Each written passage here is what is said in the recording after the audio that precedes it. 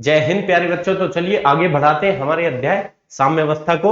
और बेटा यहाँ पर एक अच्छा टॉपिक मैं आपके लिए लेकर के आया जो इस चैप्टर का सबसे इंपॉर्टेंट टॉपिक है। यहीं से अब आपका चैप्टर आगे बढ़ता चला जाएगा। यदि आपको ये टॉपिक बन गया तो आप मान के चलिए आपका बेटा इस चैप्टर में बहुत सारा काम हो जाएगा और आगे के टॉपिक आपको बहुत आसान लगने वाले हैं। तो बच्चों क्या है द्रव्यानुपाती क्रिया का नियम। तो द्रव्य अनुपाती क्रिया का नियम क्या कहता है इस बात को हम समझना चाह रहे हैं। सबसे पहले मैं आपको बता दूं कि दो वैज्ञानिक थे। एक था बेटा कौन गुल्डबर्ग। गुल्डबर्ग अंग्रेजी में स्पेलिंग ये होगी बेटा, हिंदी में इस तरह से लिखते हैं अपन गुल्डबर्ग। और एक और था बेटा तथा वागे, ठीक है ना। गुल्डबर्ग तथा वागे। हिंदी में कभी कभी बेटा कुछ किताबों में मैंने देखा इस तरह से वाजे लिख देता है इसको, ठीक है। तो अब आप देख लेना बेटा, आपको बोर्ड परीक्षा वगैरह में पूछा जा सकता है। नीट जेई में आए ऐसा बिल्कुल संभावना नहीं, लेकिन बोर्ड परीक्षा में पूछ लेता है कि द्रव्य अनुपाती क्रिया का नियम किसने दिया। तो ध्यान रखा बेटा गुल्डबर्ग तथा वागे ने या वाजे ने क्या दिया था, द्रव्य अनुपाती क्रिया का नियम दिया था, ठीक है। अब दूसरी बात की ये नियम कहता क्या है। तो बच्चों ये नियम बड़ी आसान सी बात कहता है। ये कहता है कि more investment more profit, less investment less profit. मतलब बेटा आप किसी बिजनेस को जब करते हैं तो जितना ज्यादा इन्वेस्ट करेंगे आपको प्रॉफिट उतने जल्दी जल्दी होगा, उतने तेजी से पैसा आपके पास आएगा। जबकि अगर आप थोड़ा कम इन्वेस्ट करेंगे फिर थोड़ा थोड़ा थोड़ा थोड़ा लगाएंगे बेटा तो आपको प्रॉफिट आने में बहुत समय लग जाएगा। आगे बढ़ने में आपको लगभग आपकी आधी जिंदगी निकल जाएगी।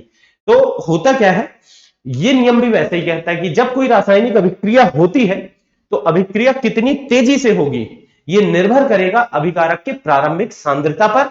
सांद्रता ना बोले बेटा, यहां पर फिलहाल हम बोले क्या, सक्रिय द्रव्यमान पर। एक शब्द यहां पर उपयोग में ला रहा हूं मैं, सक्रिय द्रव्यमान।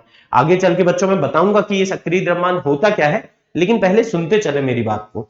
तो ये नियम कहता है क्या, द्रव्यानुपातिक क्रिया का नियम ये कहता है कि किसी रासायनिक अभिक्रिया की दर, किसी रासायनिक अभिक्रिया की दर उसमें उपस्थित अभिकारकों के प्रारंभिक सांद्रण, या तो प्रारंभिक सांद्रण लिखो बेटा या आपको लिखना चाहिए वास्तव में प्रारंभिक सक्रिय द्रव्यमानों के गुणनफल के अनुक्रमानुपाती होती है, जिसमें रस समीकरण मिति घातांकों को क्रमशः उनके घातांकों में लगाया जाता है। क्या बोल दिया बेटा मैंने, कुछ समझ नहीं आया, चलिए देखते हैं अपन, है ना। उदाहरण से समझ में आपको पूरी बात आएगी। जैसे मान के चलो बेटा मेरे पास एक अभिक्रिया है N1A। मतलब बेटा एक अभिक्रिया में कोई अभिकारक है A जिसके N1 मोल मैंने लिया हूं और ये अभिक्रिया कर रहे हैं बेटा N2 मोल B के, ठीक है। N1 मोल A के अभिक्रिया कर रहे हैं N2 मोल B से, और बना क्या रहे हैं बेटा, ये बना रहे हैं N3 मोल C और साथ में बन रहा है N4 मोल D। मान लो ऐसा कुछ है। तो ये जो नियम है ये क्या कहता है बेटा, ये कहता है रासायनिक अभिक्रिया की दर, रासायनिक अभिक्रिया की दर। अब बेटा जो रासायनिक अभिक्रिया की दर है, दर को बेटा अंग्रेजी में हम बोलते हैं rate. Rate of chemical reaction बोले या सिंपल आप रेट ध्यान रखना बेटा। इस दर को अपन किससे, आर से प्रदर्शित करेंगे, क्योंकि रेट बोलते हैं rate of a chemical reaction. रासायनिक अभिक्रिया की दर समानुपाती होती है अभिकारकों के सक्रिय द्रव्यमानों के गुणनफल के। मतलब बेटा अभिकारक ए है, इसका सक्रिय द्रव्यमान, ये जो बेटा मैं बड़ा सा डिब्बा बना रहा हूं, मतलब कि ये जो ब्रैकेट हम बना रहे हैं ये किसको दिखाता है बच्चों, ये दिखाता है सक्रिय द्रव्यमान को, ठीक है बेटा, सक्रिय द्रव्यमान को। अभी इस सक्रिय द्रव्यमान की हम बात करेंगे, बस आप देखते चलिए। तो ये नियम कह रहा है किसी रासायनिक अभिक्रिया की दर अभिक्रिया में उपस्थित अभिकारकों के प्रारंभिक सक्रिय द्रव्यमानों, अभिकारकों के प्रारंभिक सक्रिय द्रव्यमानों, मतलब ए का सक्रिय द्रव्यमान गुणित बी का सक्रिय द्रव्यमान, अभिकारकों के प्रारंभिक सक्रिय द्रव्यमानों के गुणनफल के अनुक्रमानुपाती होती है। और बेटा ये जो सामने संख्या है, ये जो संख्या सामने लिखी इसको हम क्या बोलते हैं, रस समीकरण मिति गुणांक। ए का रस समीकरण मिति गुणांक N1 है, बी का रस समीकरण मिति गुणांक N2 है। तो ये जो रस समीकरण मिति गुणांक है ये उस अभिकारक के घात में जाएंगे बेटा, जैसे मान लो A के सामने N1 है तो A के सक्रिय द्रव्यमान की घात लगेगी N1, बेटा B का सक्रिय द्रव्यमान N2 है तो यहां पर घात में लगेगा क्या N2। समझ में आया बेटा? चलिए अब इसको थोड़ा सा पहले थ्योरी के रूप में अपन लिख लें, बोर्ड परीक्षा में क्योंकि आपको अगर ये आता है तो थ्योरी लिखना पड़ेगा बेटा। तो थ्योरी क्या बोलेगी, चलिए देखते हैं। ये नियम कहता है कि किसी रासायनिक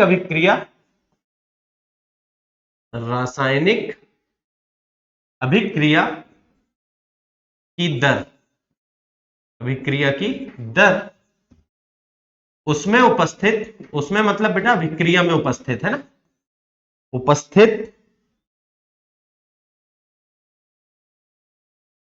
उसमें उपस्थित अभिकारकों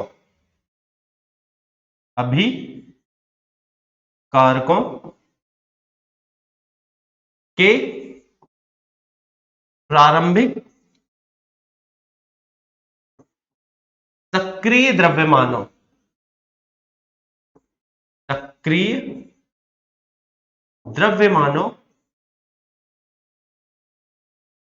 के गुणनफल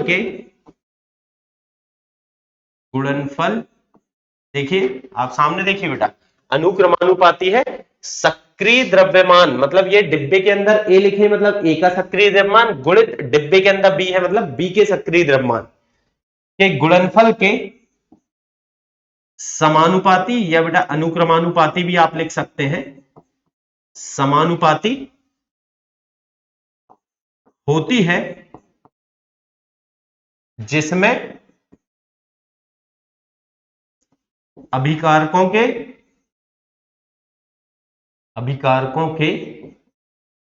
रस समीकरण मितीय गुणांकों को, रस समीकरण मितीय, बड़ा लंबा सा शब्द है बेटा, रस समीकरण मितीय गुणांकों को कहां लगाते हैं बेटा अपन, घातांक में, है ना। गुणांकों को क्रमशः अभिकारकों के सक्रिय द्रव्यमानों के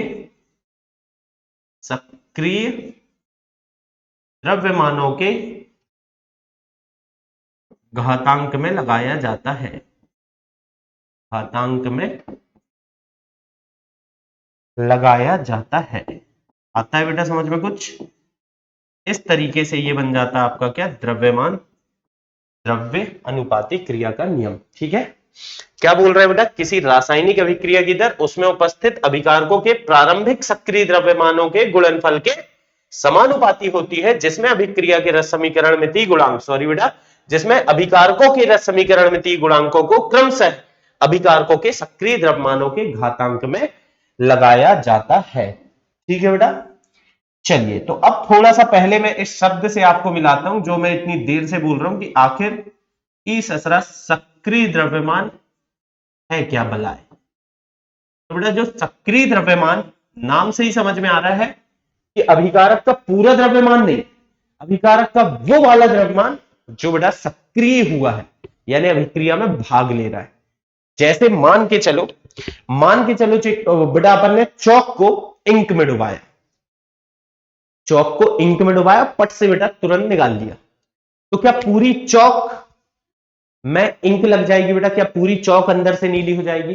बिल्कुल नहीं बेटा। अगर आपने फटाक से निकाला है तो केवल चौक की ऊपरी सतह नीली होगी, अंदर से सफेद होगी। आप तोड़ के देखना बेटा कभी ऐसे, तो आप देखेंगे कि पूरी चौक अंदर से नीली नहीं। हाँ, अगर बहुत देर तक आप डाल के रखोगे चौक में तो फिर बेटा वो अंदर से भी रंग हो जाएगा।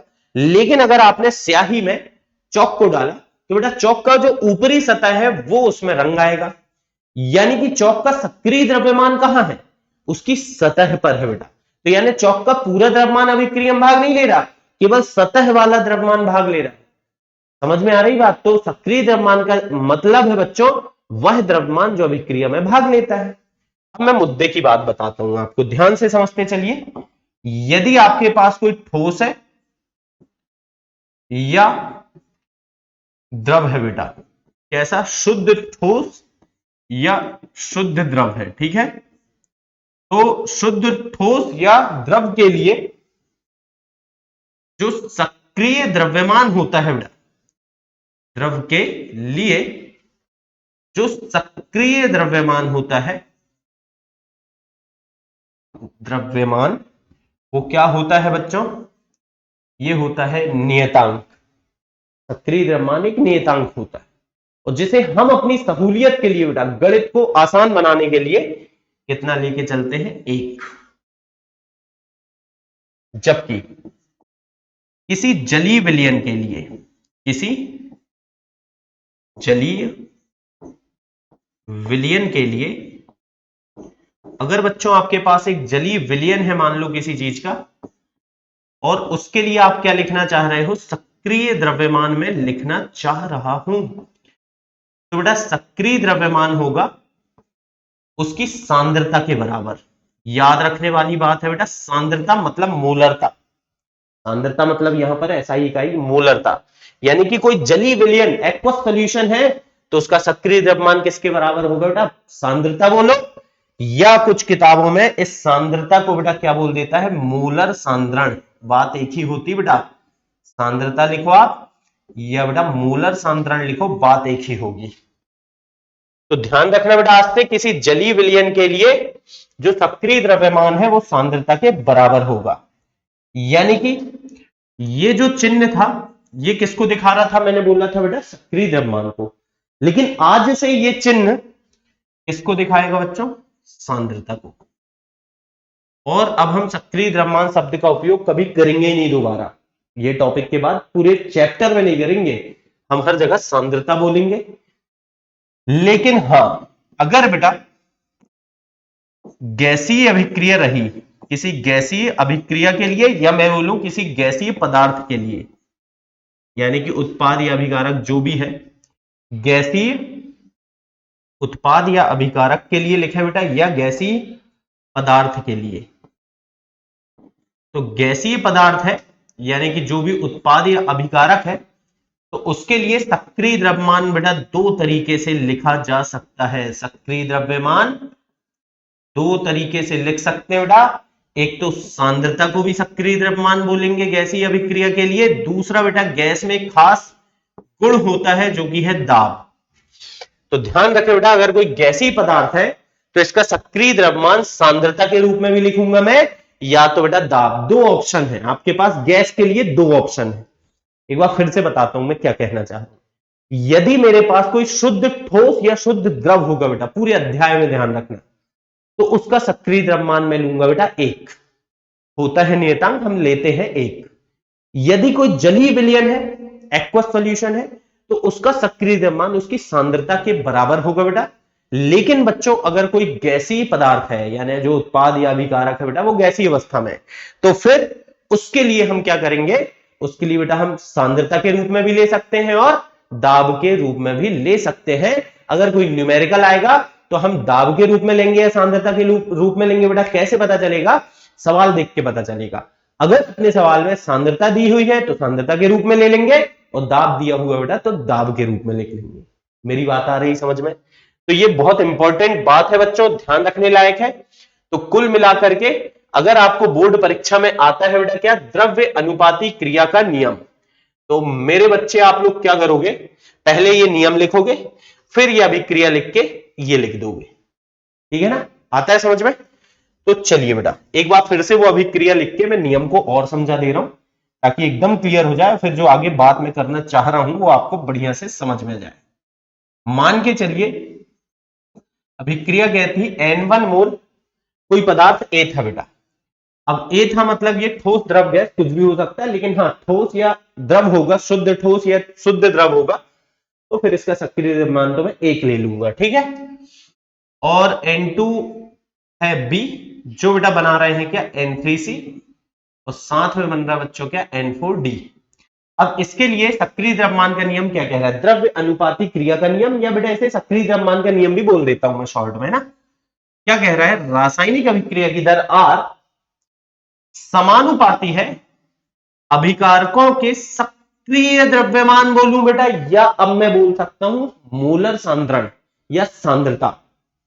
आप समझ गए मेरी बात को? आप तो सक्रिय द्रव्यमान ही लिखो बेटा। रासायनिक अभिक्रिया की दर समानुपाती है पहले अभिकारक का सांद्रण गुणित दूसरे अभिकारक का सांद्रण, या बेटा पहले अभिकारक का सक्रिय द्रव्यमान गुणित दूसरे अभिकारक का सक्रिय द्रव्यमान। आज से बेटा ये डिब्बा आपके लिए क्या है, ये है बेटा सांद्रता का चिन्ह। इसको सांद्रता बोलो या मूलर सांद्रण बोलो बेटा, बात एक ही। सवालों में कभी मूलर सांद्रण लिखा रहे तो समझ जाओ सांद्रता ही दी यानी मूलरता ही दी है। और जिसमें जो रस समीकरण में थी गुणांक है बेटा वो गया घातांक में। तो देखो इतना अगर याद है ना तो नियम याद है मुझे, मैं बोल के बता रहा हूं आपको। द्रव्य अनुपाती क्रिया के नियमानुसार किसी रासायनिक अभिक्रिया की दर उसमें उपस्थित अभिकारकों के सक्रिय द्रव्यमानों के प्रारंभिक सक्रिय द्रव्यमानों के गुणनफल के अनुक्रमानुपाती होती है, जिसमें रस समीकरण में थी गुणांकों को क्रमशः अभिकारकों के सक्रिय द्रव्यमानों के घातांकों में लगाया जाता है। समझ में आया बेटा? चलिए ये बोर्ड में आता है, इंपॉर्टेंट है, बोर्ड परीक्षा के लिए ध्यान रखने लायक है। अब हाँ नीट में से क्या आएगा बेटा, बस आगे आज के लेक्चर कुछ ना कुछ तो है जो बहुत इंपॉर्टेंट है, बस आप देखते चलिए। अब ये जो द्रव्यानुपाती क्रिया का नियम हमने पढ़े बेटा, ये हम लगाना सीखते हैं किसके लिए, किसी उत्क्रमणीय अभिक्रिया या साम्यावस्था के लिए है। द्रव्यानुपाती क्रिया का नियम हम लगा रहे हैं, क्रिया का नियम इसके लिए बेटा साम्यावस्था के लिए। हेडिंग आप लोग ऐसे डालिए, क्या डालेंगे बेटा, साम्यावस्था के लिए द्रव्यानुपाती क्रिया का नियम। साम्यावस्था के लिए द्रव्यानुपाती क्रिया का नियम, ठीक है बेटा। तो देखते हैं, कोई बहुत बड़ी बात नहीं है, बस देखिए, लेकिन बहुत काम की चीज आएगी जो पूरा चैप्टर में आपका पीछा नहीं छोड़ने वाली है। मान लो बेटा एक अभिक्रिया है N1A प्लस N2B, लेकिन मैं साम्यावस्था की बात करने वाला हूं, मतलब बेटा मैं कौन सी अभिक्रिया लूंगा यहां पर, उत्क्रमणीय अभिक्रिया लूंगा। बनेगा क्या, N3C, और साथ में मेरे बच्चों क्या बनेगा, N4D, ठीक है। अब ये सारे जो अभिकारक और उत्पाद है इनकी भौतिक अवस्था बेटा कुछ भी हो सकती है, ठोस भी हो सकते हैं, द्रव भी हो सकते हैं, गैस भी हो सकते हैं, या जलीय विलयन भी हो सकते हैं। अभी तो मैं कुछ नहीं ले रहा हूं, मैं देखता हूं बेटा, आगे चल के बताता हूं क्या करना है आपको, है ना। इसके लिए तो यहां पर देखो बेटा दो अभिक्रियाएं हो रही हैं, अग्र और दूसरी हो रही है पश्च।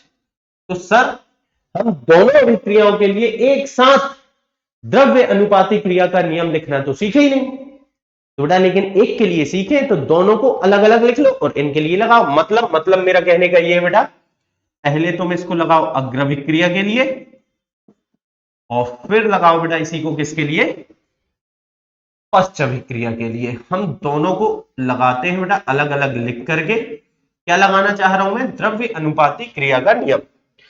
तो देखो बेटा अग्र अभिक्रिया लिख रहा हूं, मतलब क्या है, अग्र अभिक्रिया N1A N2B से मिलके क्या बना रहा है बेटा, N3C और N4D।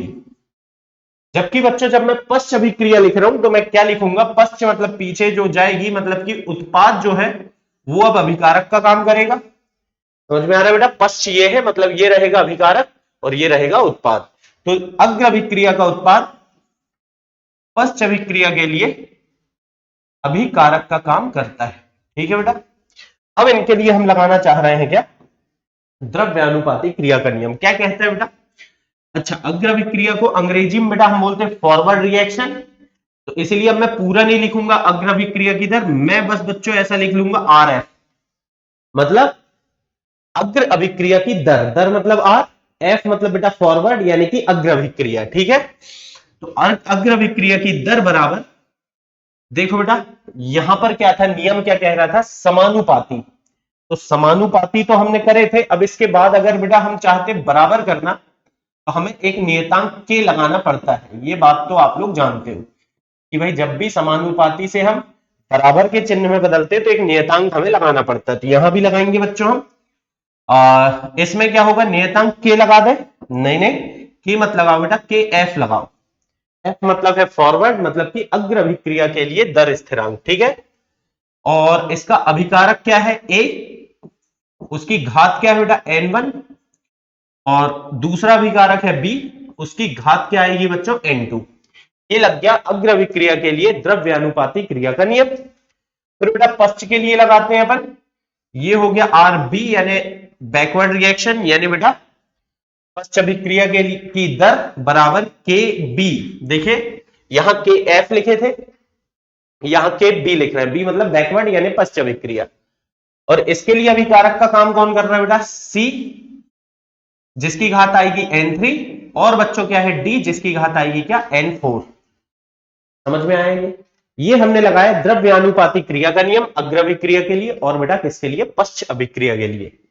चलिए अब देखते हैं हम जानते हैं बेटा कि जब साम्यावस्था होगी, साम्यावस्था में क्या होगा बेटा, साम्यावस्था में सर अग्र अभिक्रिया की दर जो है बराबर होगी पश्च अभिक्रिया की दर के। यही तो हमने पहली परिभाषा पढ़े थे। साम्यावस्था थी क्या, वह अवस्था जब अग्र अभिक्रिया की दर पश्च अभिक्रिया के बराबर हो जाए। अग्र अभिक्रिया की दर बराबर है पश्च अभिक्रिया की दर, तो ये RF की जगह बेटा ये रख देता हूं मैं, KF A की सांद्रता की घात N1 गुणित B की सांद्रता की घात N2। सांद्रता बोलो बेटा या सक्रिय द्रव्यमान, एक ही है, अभी तो आप सक्रिय द्रव्यमान बोल लो, बाकी आगे चलते चलते ये सांद्रता बन जाएगा। RB की जगह क्या रखा हूं बेटा मैं, KB, C की सांद्रता की घात N3, D की सांद्रता की घात N4। यह बेटा C के सक्रिय द्रव्यमान की घात N3 और D के सक्रिय द्रव्यमान की घात N4। अब ध्यान दो बेटा, गणित करते हैं अपन, गणित बहुत अच्छी है अपनी। KF इस KB को बटे में लेके आए बच्चों, बराबर क्या बनेगा, C के सक्रिय द्रव्यमान की घात N3, D के सक्रिय द्रव्यमान की घात N4 बटे, ये आ जाएगा बेटा बटे में A के सक्रिय द्रव्यमान की घात N1 और बच्चों B के सक्रिय द्रव्यमान की घात N2। और अब देखो बेटा एक बड़ी अच्छी बात बता रहा हूं मैं, KF क्या है, नियतांक, KB क्या है, नियतांक। दो नियतांकों का अनुपात भी बेटा एक नियतांक होता है। तो बच्चों यहां से नियतांक बना KEQ। क्या लिख रहा हूं यार मैं, KEQ। ये क्या है, EQ मतलब बेटा इक्विलिब्रियम यानी कि साम्यावस्था। हमने KF अपॉन KB को आज से क्या लिखना चालू कर दिया, KEQ। पूरे अध्याय में बेटा हम KEQ लिखेंगे, हालांकि इसके बहुत सारे नाम बदलते जाएंगे। देखते हैं, पहले आएगा C की सांद्रता या C के सक्रिय द्रव्यमान की घात N3, D के सक्रिय द्रव्यमान या बेटा सांद्रता की घात N4, A के सक्रिय द्रव्यमान की घात N1, B के सक्रिय द्रव्यमान की घात N2। ये बन गया बेटा KEQ। ये क्या बन गया बच्चों, KEQ। और इस KEQ को बच्चों आज से आप बोलोगे क्या, साम्यावस्था स्थिरांक। क्या बोलेंगे बेटा आज से हम इसको, साम्यावस्था स्थिरांक। ठीक है, बहुत इंपॉर्टेंट बात है बेटा। साम्यावस्था स्थिरांक क्या होता है, C की घात, मतलब बेटा अगर ओवरऑल अभिक्रिया देखो एक बार, चलो थोड़ा सा देखते हैं अपन, इसको लिखना सीखते हैं, सारी बातें सीखते हैं। अगर अभिक्रिया है N1A धन N2B, और ये बेटा उत्क्रमणीयता का चिन्ह है इधर N3C धन N4D, तो बच्चों साम्यावस्था स्थिरांक का सूत्र क्या बनता है इस अभिक्रिया के लिए बेटा, KEQ बराबर बनेगा, जो उत्पाद है बेटा पहले उसकी सांद्रता लिखो, उत्पाद में जो है उसकी सांद्रता लिख लो, सामने जो भी अंक है वो घात में लगाओ, बटे अभिकारक में बेटा जो है उसकी सांद्रता, सांद्रता बोलो बेटा, या फिलहाल चाहो तो आप सक्रिय द्रव्यमान भी बोल सकते हो, आगे चल के तो सांद्रता बन ही जाएगा। ये बन जाएगा बेटा इस तरीके से, बढ़िया है। अगर अब कुछ मैं अभिक्रियाएं लिख रहा हूं, उनके लिए मैं ये लिखना चाहता हूं, अभिक्रियाएं क्या बेटा, एक आधा लिख देता हूं मैं, और बाकी तो आगे चल के आप समझेंगे। जैसे मान के चलो एक अभिक्रिया है H2 प्लस I2 और ये बनाता है बेटा 2HI।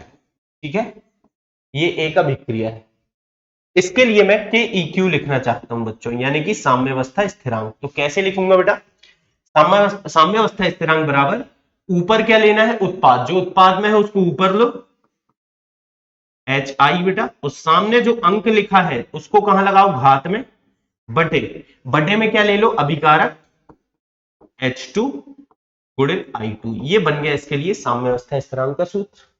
और देखते हैं बेटा, और देखते हैं एक दो अभिक्रिया के लिए। जैसे मान के चलो N2 प्लस H2 और ये बना क्या रहा है बेटा, NH3, ठीक है ना। अब बेटा इसके लिए अगर आप लिखना चाह रहे हैं साम्यावस्था स्थिरांक, तो सबसे पहले आपकी जो अभिक्रिया लिखी वो संतुलित होना चाहिए, समीकरण हमेशा संतुलित होना चाहिए। अगर संतुलित नहीं है पहले करना पड़ेगा, क्या ये संतुलित है, साफ साफ दिख रहा है बेटा संतुलित तो नहीं है। n यहाँ 2 है तो यहाँ 2 लगाया मैंने, h 6 हो गया बेटा तो यहाँ लगाया 3। अब ये संतुलित है। क्या अब हम इसके लिए साम्यावस्था स्थिरांक का सूत्र लिख पाएंगे बेटा, के EQ बराबर, उत्पाद को ऊपर लिखेंगे बेटा यानी कि NH3 को ऊपर, और सामने जो संख्या वो घात में जाएगी, बटे अभिकारक, सामने जो संख्या बेटा वो भी इसमें कहां चली जाएगी, घात में। ठीक है बच्चों, इस तरीके से साम्यावस्था स्थिरांक हम किसी भी अभिक्रिया के लिए लिख सकते हैं। लिख सकते हैं क्या भाई, चलिए बढ़िया है।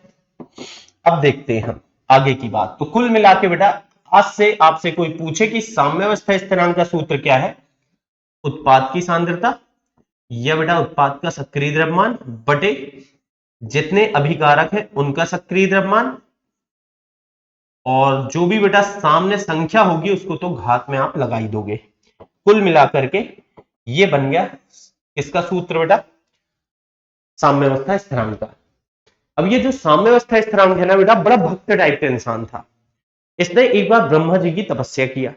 साम्यावस्था स्थिरांक ने जब ब्रह्मा जी की तपस्या किया तो बेटा 100 साल तक तपस्या करते रहा करते रहा करते रहा। एक दिन ब्रह्मा जी प्रसन्न हो गए, तो प्रसन्न होकर ब्रह्मा जी ने बोले, बोलो बेटा क्या चाहते हो, क्या मांगते हो। तो साम्यावस्था स्थिरांक ने बोला, हे भगवान मुझे आज से आप अमर कर दो। अमर कर दो मतलब बेटा कि मुझे कोई मार ना सके, मैं किसी के बदलने से बदलू ना, मतलब मैं किसी और पर निर्भर ना करूं, मेरा मान किसी और पर निर्भर ना करे। तो ब्रह्मा जी ने बोले, यार ये तो गड़बड़ है, हम अमरता का वरदान देते नहीं, तू थोड़ा कुछ कम ज्यादा करके मांग ले। तो इसने बोला, एक काम करो ब्रह्मा जी, आप मुझे वरदान दो कि ताप के अलावा मेरा कोई कुछ ना बिगाड़ पाए। तो ब्रह्मा जी ने बोले, तथास्तु। तो बेटा याद रखने की बात यह है कि ब्रह्मा जी का वरदान है साम्यावस्था स्थिरांक को कि ताप के अलावा इसका कोई कुछ नहीं बिगाड़ता है, अर्थात यह केवल और केवल ताप पर निर्भर करता है। फिर यह भी चाला, इसने बोला, एक काम करो ब्रह्मा जी, अब आपने वरदान में थोड़ी कमी की तो मेरे तरफ से भी थोड़ी कमी करो। आप मुझे ये दो वरदान कि मेरे भाइयों को भी यही वरदान प्राप्त हो जाए। तो बेटा ब्रह्मा जी ने तब तथास्तु बोले और गायब हो गए। तो आज से हम याद रखेंगे कि जो साम्यावस्था स्थिरांक है यह केवल और केवल किस पर निर्भर करता है बच्चों, ताप पर। ब्रह्मा जी का वरदान। और साथ ही साथ इस अध्याय में जितने के आप पढ़ोगे, जितने साम्यावस्था स्थिरांक पढ़ोगे, उनको भी यही वरदान प्राप्त है कि ताप के अलावा उनका कोई कुछ नहीं बिगाड़ सकता है, यानी कि बेटा ये केवल और केवल ताप पर निर्भर करते हैं। तो बेटा ये नोट कर लो आप, बहुत इंपॉर्टेंट बात है कि साम्यावस्था स्थिरांक, साम्यावस्था स्थिरांक किस पर बच्चों, केवल और केवल और केवल ताप पर निर्भर करता है। ध्यान रखने वाली बहुत इंपॉर्टेंट बात है बेटा, बिल्कुल आपको परीक्षाओं में घुमाया जाता है इसमें कि साम्यावस्था स्थिरांक सांद्रता बढ़ाने से बढ़ेगा, घटेगा, स्थिर रहेगा, क्या होगा। तो ध्यान रखना बेटा, सांद्रता बढ़ाने घटाने से इसका कोई लेना देना नहीं है, आयतन बढ़ाने घटाने से कोई लेना देना नहीं, दाब बढ़ाने घटाने से कोई लेना देना नहीं। ये बदल सकता है बेटा तो केवल और केवल किससे, ताप से, बाकी ये नहीं डरता किसी के। हाँ बेटा, तो चलिए देखते हैं आगे अपन और समझते हैं कुछ और। अब हमने बोल दिया साम्यावस्था स्थिरांक लिखना हमको आ गया।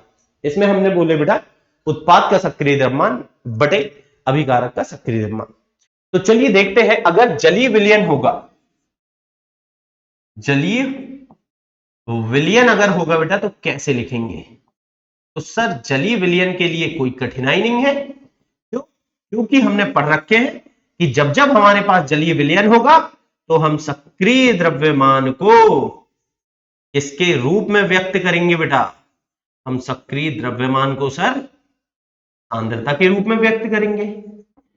तो बेटा अगर जलीय विलयन है तो अब ना जलीय विलयन अगर है, जैसे मान लो ए है, इसका जलीय विलयन है, ए क्यू लिखा मतलब बेटा एक्वस सॉल्यूशन, बोले तो जलीय विलयन। बी लिखे बेटा तो ये भी एक्वस सॉल्यूशन जलीय विलयन, और ये बना क्या रहा है सीसी जलीय विलयन, और बच्चों साथ में डी जलीय विलयन। ऐसी कोई अभिक्रिया है, सब जलीय विलयन है। तो अभी इसमें क्या करोगे बेटा, इसके लिए आप लिखोगे, अब के ई क्यू मत लिखिए, अब के ई क्यू मत लिख, मैं बोल रहा हूं आज से तू लिख के सी। क्या लिखे बेटा के सी। अभी तक तो ए क्यू ई क्यू लिख रहे थे, यानी इक्विलिब्रियम यानी कि साम्यावस्था, लेकिन मैं क्या बोल रहा हूं बेटा के सी लिखना है। क्यों? क्योंकि अब ये सी मतलब है कंसंट्रेशन मतलब सांद्रता, और क्योंकि जलीय विलयन के लिए बेटा हम सक्रिय द्रव्यमान को सांद्रता के रूप में लिखते हैं, इसलिए यहां पर सांद्रता के लिए सी हमने बना दिया। और केसी जो होगा बच्चों कैसे लिखते हैं हम सीख चुके, उत्पाद की सांद्रता। अब तो बेटा सक्रिय द्रव्यमान बोलने की जरूरत नहीं, अब तो हम सांद्रता ही बोलेंगे। तो हम बोलेंगे बेटा उत्पाद की सांद्रता की घातांक बेटा जो सामने वाला नंबर है, और ये भी उत्पाद है तो इसकी सांद्रता की घातांक में क्या आ जाएगा बेटा डी बटे, ये हो जाएगा ए की घात ए और बी की घात बी।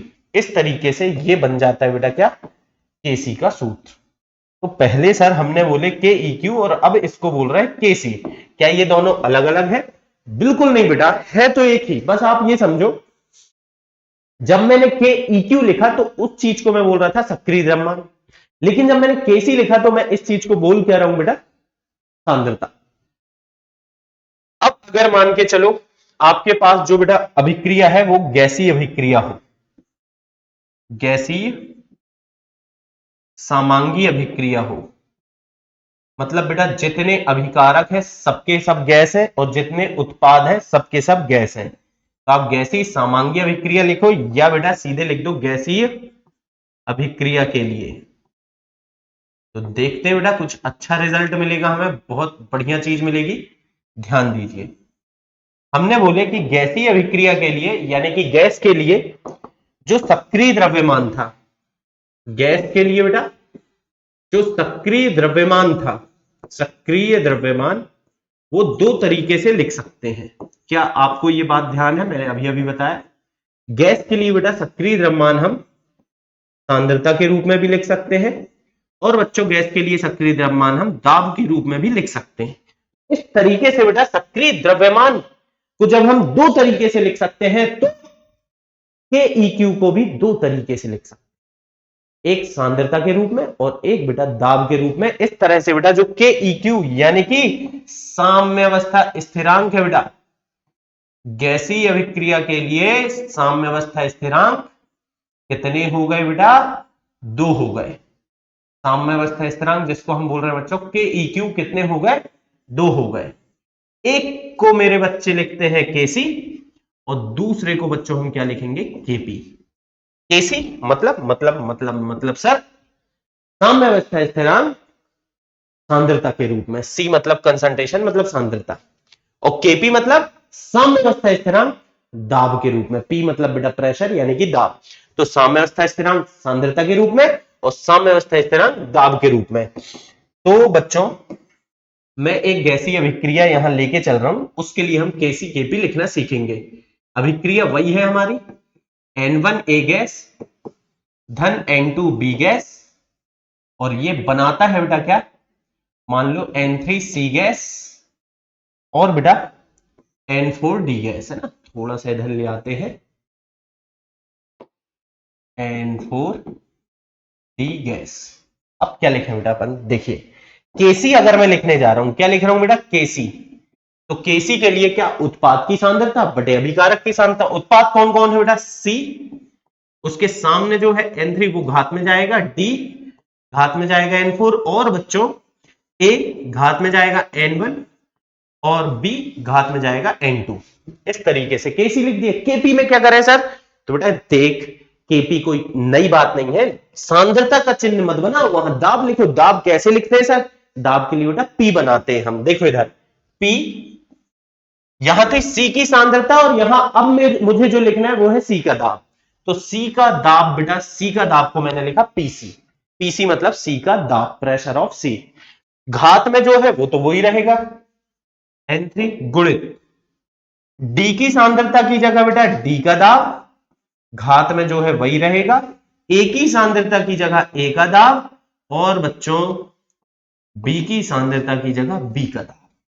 इस तरीके से गैसीय अभिक्रिया के लिए हम साम्य अवस्था स्थिरांक को दो रूप में लिख सकते हैं बेटा, केसी और केपी। और केसी केपी दोनों को ब्रह्मा जी ने वरदान देके गए। क्या देके गए? कि ताप के अलावा इनका कोई कुछ, जितने के इस अध्याय में पढ़ोगे बेटा सबको सेम वरदान है कि ताप के अलावा इनका कोई कुछ नहीं बिगाड़ सकता, यानी ये भी केवल और केवल ताप पर निर्भर करते हैं। चलिए बच्चों, अगर जैसे उदाहरण के लिए मैंने एक अभिक्रिया लिखा N2 गैस धन 2NH3 गैस, और मैं बोल रहा हूं बेटा आपसे कि केपी तथा केसी लिख के दिखाना है आपको, है ना। सॉरी, यहां बेटा N2 गैस धन 3H2 गैस लिखा है, और ये बन रही है क्या 2NH3 गैस। तो मैं बोल रहा हूं बेटा इसके लिए आपको लिखना है क्या, केपी तथा केसी। केपी तथा केसी का सूत्र लिखिए। तो हमने लिखा पहले केसी। सी के लिए क्या लिखते हैं बेटा, सांद्रता। सांद्रता मतलब उत्पाद की सांद्रता। कौन है बच्चों उत्पाद? NH3। और जो सामने संख्या बेटा ये जाएगी घात में, बटे अभिकारक कौन है बेटा N2, और दूसरा अभिकारक कौन है H2, और H2 के सामने जो 3 है ये भी जाएगा घात में। चलो बच्चों, अब इसके लिए लिखना सीखते हैं अपन केपी। लिखेंगे उत्पाद का दाब। उत्पाद में कौन सी गैस है बेटा, NH3 गैस का दाब, और घात में क्या जाएगा बेटा 2, जो कि सामने लिखा है। अब नीचे अभिकारक। अभिकारक कौन है बेटा N2 का दाब गुणित H2 का दाब, और H2 के सामने जो 3 है बेटा वो चल जाएगा घात में। ये लिख दिया केपी केसी। अब चलिए बेटा आपको मैं कुछ होमवर्क दे देता हूं।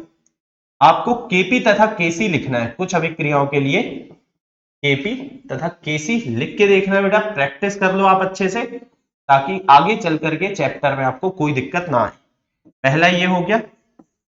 दूसरा H2 gas plus I2 gas क्या बनाएगा बेटा 2HI गैस। फिर तीसरा बेटा मान लो PCl5 गैस से बन रहा है क्या PCl3 गैस, और बच्चों Cl2 गैस। इनके लिए आपको केपी केसी लिख के लाना है, ठीक है। अब जाते जाते एक आखिरी काम मैं और बताए दे रहा हूं, चलिए वो भी देख लें। जैसे अभिक्रिया ये है, ठोस है, इससे क्या बन रहा है बच्चों, इससे बन रहा है CaO ठोस, और साथ में क्या बन रहा है बेटा CO2 गैस, ठीक है। अब इसमें केपी केसी कैसे लिखे सर? तो बेटा देख, इसमें केसी लिख के देखते हैं अपन। केसी कैसे बनेगा? केसी बनेगा उत्पाद गैस, उत्पाद का सांद्रता CaO की सांद्रता और CO2 गैस की सांद्रता बटे अभिकारक की सांद्रता। अब बेटा क्योंकि देखो ध्यान से देखो बच्चों, बहुत इंपॉर्टेंट बात है। ये ठोस है और ठोस की सांद्रता हम कितनी लेंगे बेटा 1। ये भी ठोस है, इसकी भी सांद्रता लेंगे 1, मतलब इनको लेने का कोई फायदा है नहीं। यहां 1 लिख दो, यहां 1 लिख दो, तो आपको मिल गया बच्चों क्या CO2 की सांद्रता। अगर आप केपी लिखना चाह रहे हो इसके लिए अब लिख सकते हो बेटा, क्यों? क्योंकि भले इनमें दाब नहीं है तो ये तो वैसे भी बेटा अलग हो ही जाएगा, तो हम केवल लिख देंगे CO2 गैस का दाब, ये आ जाएगा केपी। आया बच्चों समझ में? अब चलिए एक आखिरी बात, और आखिरी बात ऐसी है बेटा, ये बोर्ड परीक्षा में तो शायद उपयोग में ना आए, लेकिन कभी ऐसा देखने को मिले तो आपको ये ना लगे कि यार सर ने बताया नहीं मुझे। जैसे बेटा मैं एक अभिक्रिया लेता हूं जिसमें N1A है जो कि एक्वस सॉल्यूशन है, और साथ में बेटा N2B कोई गैस है। इनकी अभिक्रिया से बच्चों हमें मिल रहा है मान लो N3C का एक्वस सॉल्यूशन, और बेटा N4D कोई गैस मिल रही। मतलब सर एक ही समीकरण में, एक ही अभिक्रिया में एक्वस सॉल्यूशन यानी जलीय विलयन हो तथा गैस हो, फिर क्या करें?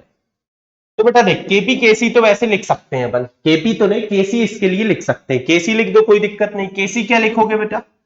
केसी लिखोगे अभिकारक की सांद्रता, और सामने जो संख्या है वो जाएगी कहां घात में, बटे उत्पाद की सांद्रता बटे अभिकारक की सांद्रता, और जो भी संख्या है बेटा वो जा रही है उत्पाद में, ठीक है। लेकिन बच्चों इसके लिए एक नए तरीके से भी हम लिख सकते हैं जिसको हम बोलते हैं केपीसी। ये सामान्यतः आपको देखने को नहीं मिलेगा, लेकिन बेटा ध्यान रखने की बात है, इसके लिए केपीसी लिख सकते हैं। क्यों? जो गैस है उसका दाब लिख देना और जो जलीय विलयन है उसकी सांद्रता लिख देना, इसलिए केपीसी मतलब पी और सी दोनों का मिश्रण, सांद्रता और दाब दोनों का मिश्रण बनाएंगे। तो देख बेटा ये गैस है, इसका ले ले दाब, सी का दाब, सामने N3 है तो घात में ले जा गुणित, ये भी गैस है सर, इसका भी लिख लूं क्या दाब, और किसका दाब बेटा डी गैस का दाब, और सामने जो संख्या वो ऊपर गई। यहां पर क्या है ए जलीय विलयन है तो इसकी सांद्रता ले बेटा, और बी क्या है गैस है तो गैस होने के कारण उसका क्या ले लो बच्चों दाब। तो इस तरीके से हम केपीसी भी लिख सकते हैं, ठीक है। ये थोड़ा रेयर केस है, ज्यादातर देखने को नहीं मिलेगा, ज्यादातर तो बेटा हमारा सामना केपी केसी से ही होगा। तो ये था बच्चों साम्यावस्था स्थिरांक केपी केसी के बारे में, बहुत सारी बातें हमने कर ली। इसको बढ़िया से आप लोग तैयार कर लीजिए, नोट्स प्रॉपर बना लीजिए, फिर हम अगले लेक्चर में समझेंगे कि केपी और केसी के बीच में संबंध कैसे बताया जा सकता है। ठीक है बच्चों, तो मिलेंगे हम नेक्स्ट लेक्चर में, तब तक के लिए bye bye, have a good day, जय हिंद।